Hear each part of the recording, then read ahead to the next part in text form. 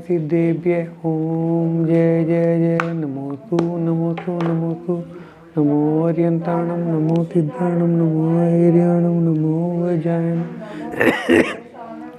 ओकारं बिंदु संयुक्तं नित्यं ध्यायन्ति योगिनः कामदं मोक्षदं च ओंकाराय नमो नमः अविरल शब्दगणोत्प्रक्षालित सकल भूतल मल कलंका मुनिविरूपाते तीर्था सरस्वती हतु नो दुरिताम् अज्ञानतिमिरन्धनं ज्ञानाञ्जनशलाकया चक्षुरुन्मीलितं श्री परम गुरुवे नमः परमपराचार्य श्री गुरुवे नमः सकलकुलविध्वंसकं श्वेतां परिवर्धकं धर्म संबंधकं भवजीवमनः प्रतिबोधकारकमिदं शास्त्रं श्रीपदं पुराणानामधेयम् अस्य मूलग्रंथकर्ता श्री सर्वज्ञदेव तदुत्तरग्रंथकर्ता श्री सर्वज्ञदेव मधुतार माध्यम श्री रविकेन आचार्येण विरचितं सर्वे श्रोतारः ताद्यन्तः श्रवन्तु मंगलम भगवान वीरो मंगलम गौतमो गणि मंगलम पूर्णकुनाथ जयधर्मोऽस्तु मंगलम सर्वमंगलमांगल्यं सदानंद जैनम जयतु शासनम जैनम जयतु शासनम जैनम जयतु शासनम।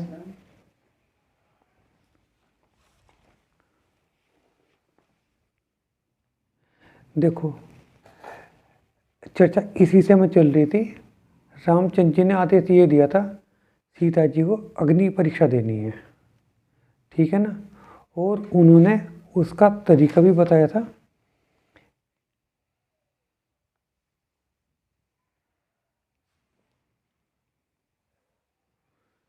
कितना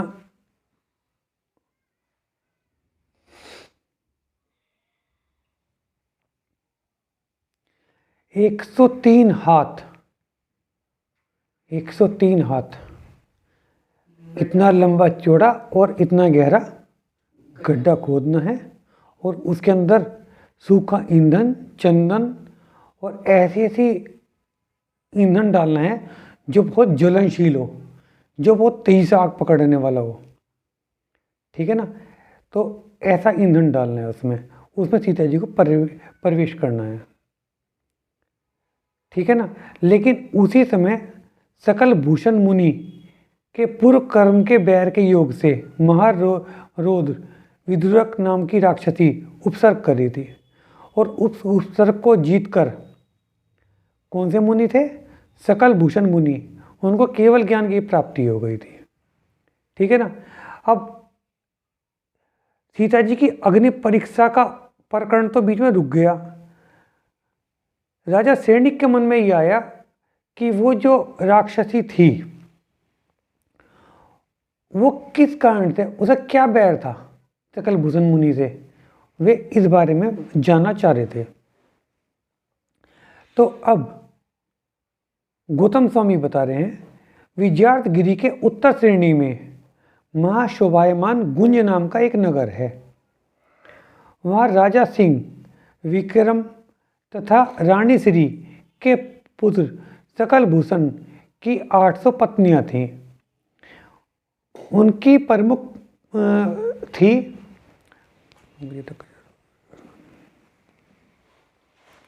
उन्हें प्रमुख थी किरण मांडला। एक दिन उसने अपनी सौतन के बहकावे में आकर मामा के पुत्र हेमशिक का रूप चित्रपट पर बनवाया। मामा के पुत्र का उसे देखकर सकल भूषण ने क्रोध किया, परंतु जब उसकी अन्य पत्नियों ने यह मान लिया कि उन्होंने ही ये चित्र बनवाया था, तब उनका क्रोध शांत हो गया। एक दिन वह अपने पति के साथ सो रही थी। परमात की थकी सपन में उसने हेमशिक का नाम लिया, परंतु सकल भूषण ने कुछ गलत विचार मन में लाकर क्रोध के वशीभूत होकर वैराग्य धारण कर लिया। रानी किरण मांडला ने भी आर्य का व्रत ग्रहण कर लिए, परंतु मन में पति से द्वेष ही रहा कि उसे झूठा दोषारोपण किया, ठीक है ना। दोनों ने क्रोध में आके दीक्षाएं ली, लेकिन मन में क्रोध कम नहीं हुआ, ठीक है ना। पहले तो कषाय कम करनी थी, तो इसलिए वह मरकर विद्युत राक्षसी हुई, जो राक्षसी के रूप में बदला ले रही है। और पूर्व कर्म के बैर को मन में रखे हुए वह सकल भूषण के पीछे लगी रही। मुनि आहार करे तो वह अंतराय करा दे। जब मुनि आहार करने चाह रहे थे तो अंतराय करा देती थी। कभी हाथियों के बंधन तोड़ दे, हाथी ग्राम में उपद्रव करें तो मुनि का अंतराय हो जाए। इस प्रकार मुनि सकल भूषण को निरंतर कष्ट पहुंचाने की कोशिश करती रही। एक दिन मुनि कायोसर का पालन करते हुए बैठे थे कि इसने शोर मचा दिया कि यह चोर है। उसका शोर सुनकर दुष्ट व्यक्तियों ने मुनियों को पकड़ लिया और अपमान किया। एक दिन यह आहार के लिए करके वापस जा रहे थे तो इनके गले में स्वर्णहार डाल दिया तथा शोर मचा दिया, तो लोगों ने मुनि को पकड़कर बहुत पीड़ा पहुंचाई। पिछली रात को भी इसने राक्षसी ने घोर उपद्रव किया, परंतु मुनि का ध्यान भंग नहीं हुआ। वो बार बार उपद्रव करती रही थी, लेकिन मुनि का ध्यान भंग हो जाता है तो क्या होगा, फिर कर्मों की निर्जरा रुक जाती है। और अब की बार उनका ध्यान भंग नहीं हुआ तो उन्हें केवल ज्ञान ही प्राप्त हो गई। केवली की महिमा के दर्शन के लिए देव आने लगे। आकाश देव अप्सराओं से भर गया। मेघ केतु नाम के देव ने आकर आकाश में देखा कि अच्छा वे देव आ रहे थे ना, तो उन्होंने देखा कि अग्निकुंड तैयार हो रहा है। तो उन्होंने इंद्र से कहा, हे देवेंद्र, हे नाथ, महासती महारानी सीता के उपसर्ग की तैयारी हो रही है। महारानी के ऊपर उपसर्ग होगा। यह महाश्राविका पतिव्रता शीलवती अति निर्मल चित्त की है, इसके साथ ऐसा उपसर्ग उपद्रव क्यों हो रहा है। तब इंद्र ने मेघ केतु से कहा, हे मेघ केतु, मैं सकल भूषण मुनि के दर्शन के लिए जा रहा हूँ और तुम महासती सीता के उपसर्ग को दूर करना। इंद्र ने आज्ञा दे दी। उधर श्री राम उस अग्निवापिका को देखकर सोचने लगे और व्याकुल हो उठे, अब तो शायद अंतिम बार ही कांता को देख रहा हूँ, फिर से कभी नहीं देख पाऊंगा। यह गुणों की खान इस भयंकर अग्नि के स्पर्श मात्र से ही भस्म हो जाएगी। अगर इसने राजा जनक के घर जन्म न लिया होता तो शायद ज़्यादा अच्छा होता। क्या अच्छा होता? रानी ना बनती तो फिर इनके ऊपर लोक अपवाद क्या करते। लोक अपवाद तभी तो ज़्यादा होता है जब है ना कोई ज़्यादा फेमस व्यक्ति हो। जो फेमस नहीं होता उसका क्या लोक अपवाद होना।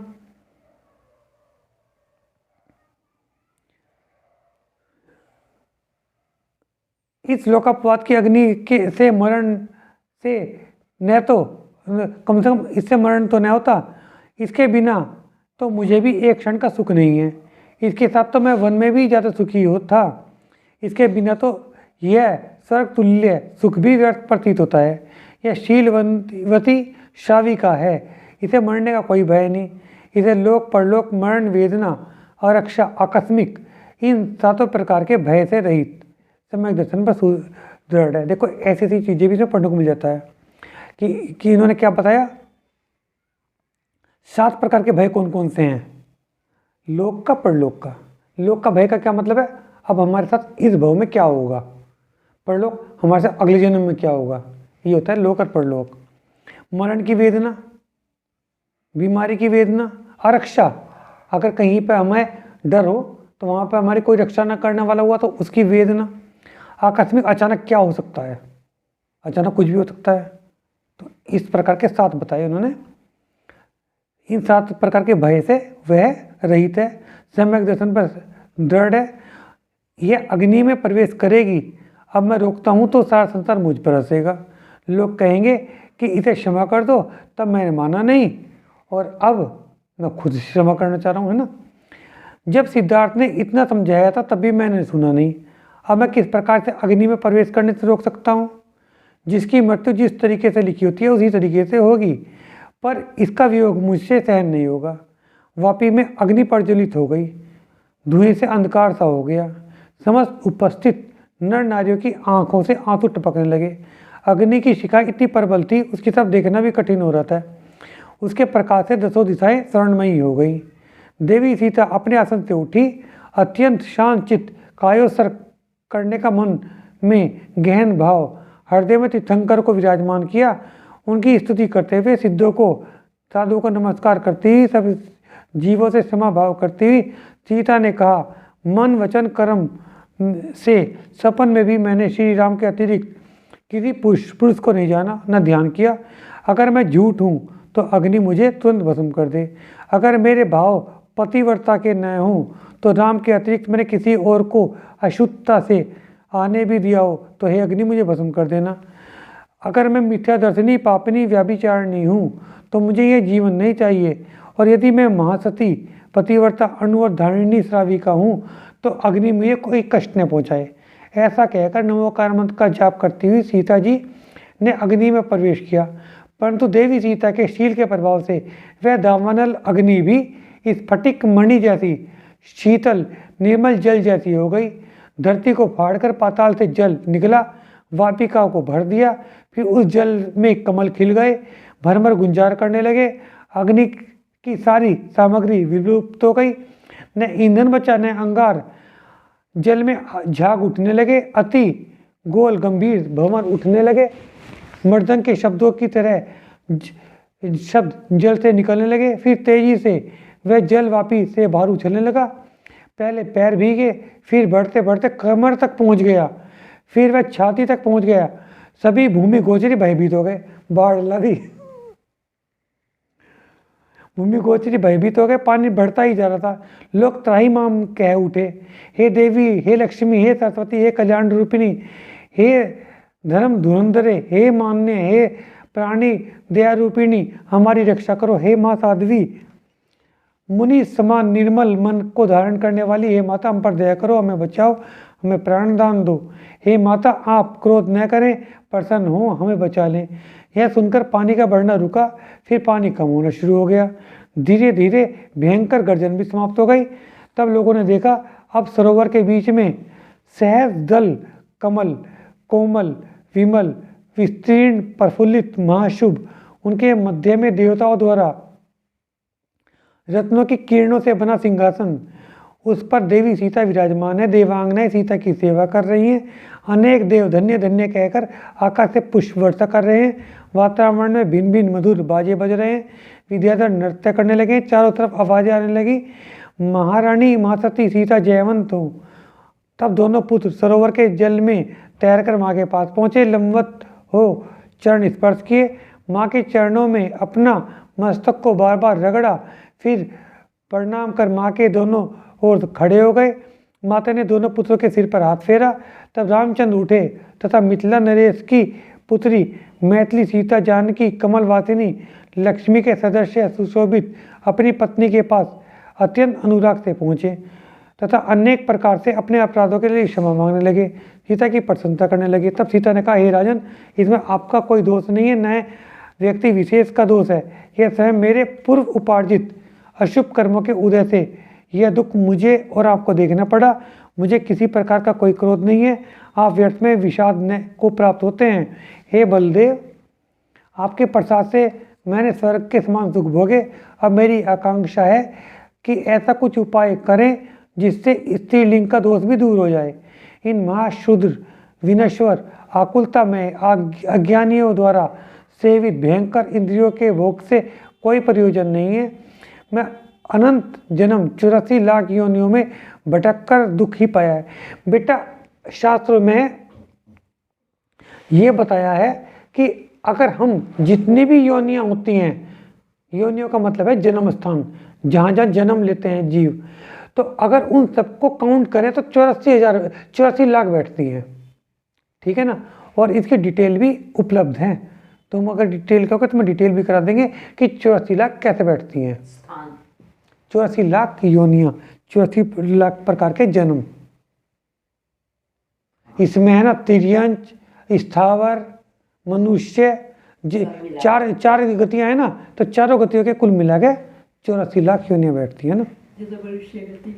क्या होंगे इसमें है ना क्या नाम, इस तरह से काउंट करते हैं कि है ना क्या नाम, कुछ तो अपना जन्म लेते हैं, कुछ जन्म ही नहीं ले पाते, जन्म से पहले ही उनकी काल लब्धि पूरी हो जाती है, उनकी लब्धियां पूरी हो जाती हैं। इन्हें क्या कहते हैं, अपर्याप्त लब्धियां पर्याप्त।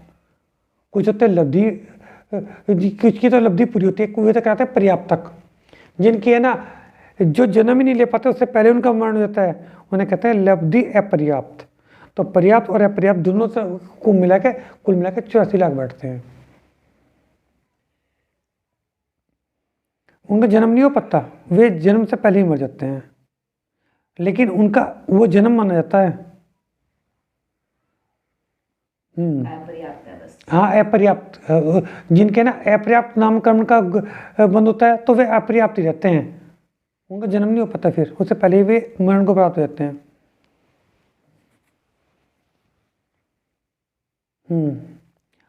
अब सब दुखों से निवृत्ति के लिए मैं जैनेश्वरी दीक्षा धारण करूंगी, यह कहकर देवी सीता ने नवीन अशोक के वृक्ष के पत्तों के समान अपने सिर के बाल उखाड़कर श्री राम के चरणों में अर्पित कर दिए। इंद्र नीलमणि के समान श्याम, सुचिकर्ण घने, सुगंध वक्र, लंबायमान, महामृदु, मन महामनोहर ऐसे केस को अपने चरणों में पड़ा देख राम मूर्छित होकर वापी के जल में गिर पड़े। जब तक लोगों ने उनको जल से बाहर निकालकर सचेत किया, तब तक सीता जी ने आर्य का पृथ्वीमती के पास जाकर दीक्षा धारण कर ली। ये सुनने में आता है ना, सीता जी धरती में समा गई, तो ये बताते हैं उनकी जो आर्य का माता थी जिनसे दीक्षा ली उन्होंने, उनका नाम पृथ्वीमती था, ये बताते हैं। उनके पास आर्य का व्रत धारण कर लिए। राम को जब होश आया तब वहाँ सीता को न देख शून्य जैसे हो गए। फिर हाथी पर चढ़कर सीता की तरफ चले। सीता के प्रति अपने तीव्र राग भाव देख और मोह के वशीभूत होकर राम कहने लगे, अपने प्रियजनों का मरण उत्तम होता है परंतु विरह नहीं। उनका मानना यह है कि मृत्यु ज़्यादा आसान है विरह के मुकाबले। विरह का मतलब वियोग, दूर होना, ठीक है ना। जब हमारे प्रिय हमारे दूर होते हैं तो हमें अपना जीवन व्यर्थ लगने लगता है, नहीं लगने लगता है, ये कहना चाह रहे हैं।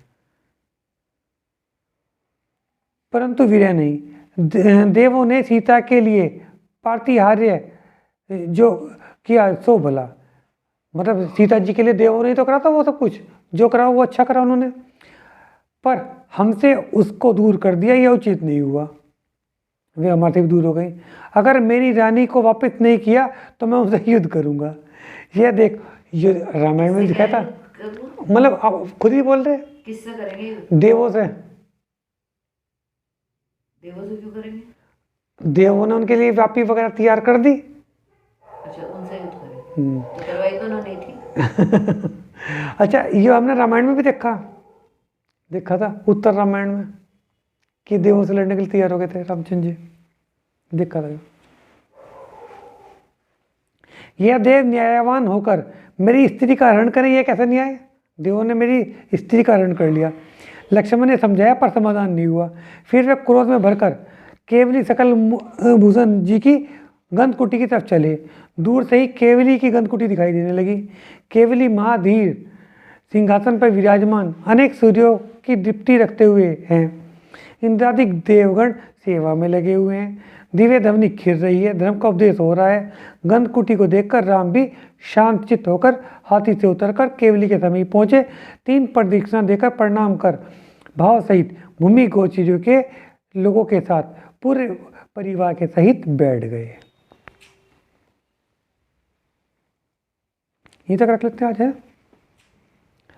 कल को सकल भूषण मुनि जी का जो धर्मोपदेश है उसकी चर्चा होगी, है ना। जिनवाणी जग मैया जन्म दुख मेट दो, जिनवाणी जग मैया जन्म दुख मेट दो, जन्म दुख मेट दो, मरण दुख मेट दो, जिनवाणी जग जन्म दुख मेट दो। समोसन सा महल तुम्हारा गढ़ कैसे भैया, समोसन सा महल तुम्हारा गढ़ कैसे भैया, खून कुंद से पुत्र तुम्हारे तीर्थंकर से, जन्म दुख मेट दो, जिनवाणी जग मैया जन्म दुख मेट दो। सतुचे द्रव्य बताए उपकारी मैया, सात तुझे द्रव्य बताए हो उपकारी मैया, जो भी शरण में आया उसकी पार लगा। जन्म दुख मेट दो जिनवाणी जग मैया, जन्म दुख मेट दो। संकट मोचन नाम तुम्हारा तुम की मैया, संकट मोचन नाम तुम्हारा तुम हो जग की मैया। हाथ जोड़कर शीस नवाऊं पढ़ूं तुम्हारे पैया, जन्म दुख मेट दो जिनवाणी जग मैया, जन्म दुख मेट दो। या वाणी के ज्ञान से तुझे लोकालोक, तो वाणी मस्तक नमो सदा दे तू लोक। तो जपू दिन रैन जो तेरी शरणा गए, सो पावे सुख चैन। जिनवानी माता की जय जय।